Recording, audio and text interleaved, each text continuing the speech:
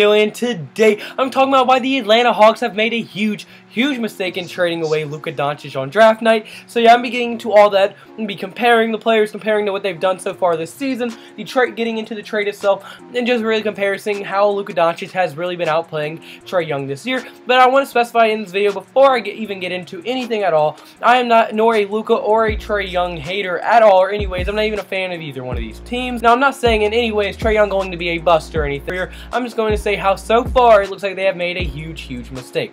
So without further ado, without rambling on too much, let's get right into this video.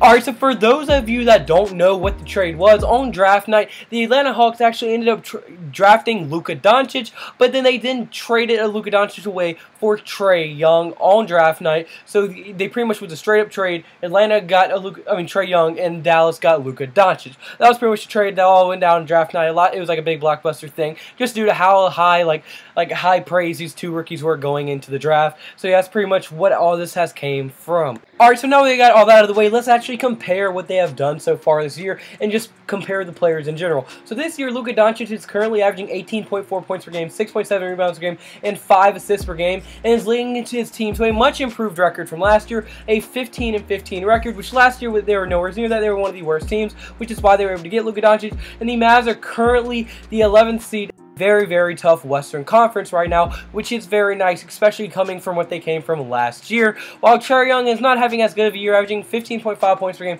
2.7 rebounds per game, and 7.1 assists per game. Now you might be like, oh, 15.5 points per game is not that bad. But then you look at his percentages, and they are very bad. Only averaging 38% from the field and only 25% from the three-point line, and knowing that he came into the draft as a three-point specialist, that is not really a good sign whatsoever at all. And his team is currently 7-23. To top it all off, he is the top 4 player in turnovers per game, averaging 4. So he is not really showing that good in ball security at all either. But now let's also look in another category, not just their stats, go a little bit deeper. Most room to improve from the player. Right now, Luka Doncic physically is 6'7" and has a wingspan of 6'9", while Trae Young is 6'2" and has a wingspan of 6'3". So obviously Luka Doncic has a huge physical, natural ability, probably at a lot bigger advantage over Trae Young, and just do that, he has a lot more room for improvement, at least physically, than Trae Young. But now, okay, now Trae Young can't control what he was given physically. So let's get into the talent.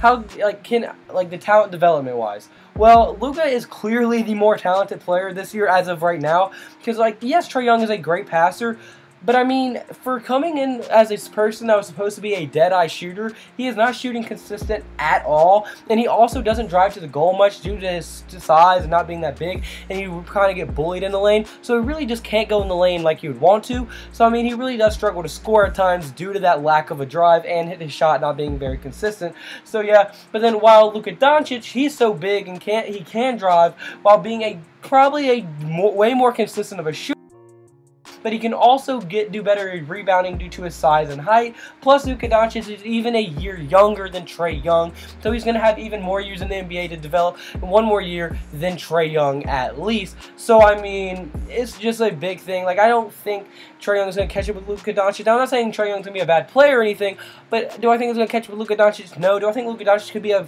future great player? Yes. Do I think Trae Young could be an all-star? Maybe. I'm not sure. I mean, it really depends how much he develops. We kind of saw this with Buddy Hield. Buddy Hield looked like an absolute bust when he got drafted to my Pelicans. And, I mean, a few years later with the Sacramento Kings, he's actually starting to come around a little bit. Maybe the same thing will happen with from the beginning of the year, where he was doing actually pretty good in the NBA, from now his game has completely fallen off, and he is just not doing that good at all. I mean, just look at all the boxes. I'm surprised they actually traded away Luka Doncic. He could have been he has a chance to be a franchise level player. I mean, just from everything, even their college stats. Well, Luka Doncic didn't go to college, but even his EuroLeague stats compared to the college stats, there is no reason that he should have even traded for Trae Young in the first place. It really didn't make any sense. Physically, Luka's better, more talent, more professional experience from Luka. It just makes way more sense to have drafted Luka and just keep it like that.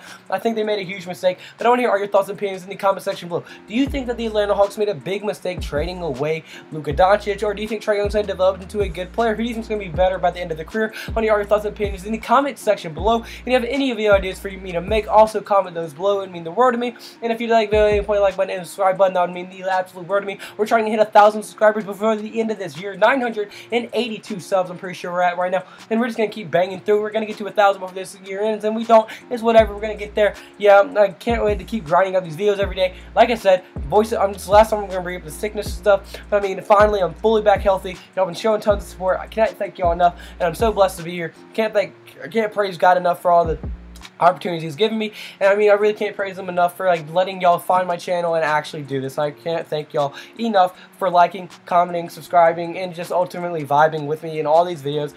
And I'm so glad I get to bring you this NBA content day for you guys. But yeah, like I said, that's it for this video. So comment below if you did like the video, hit the like button and subscribe button. It means the world to me. And I hope you have a blessed day. Cause I have a blessed day, so you need to have a blessed day. See you in tomorrow's video. Goodbye, boo. Blah, blah, blah.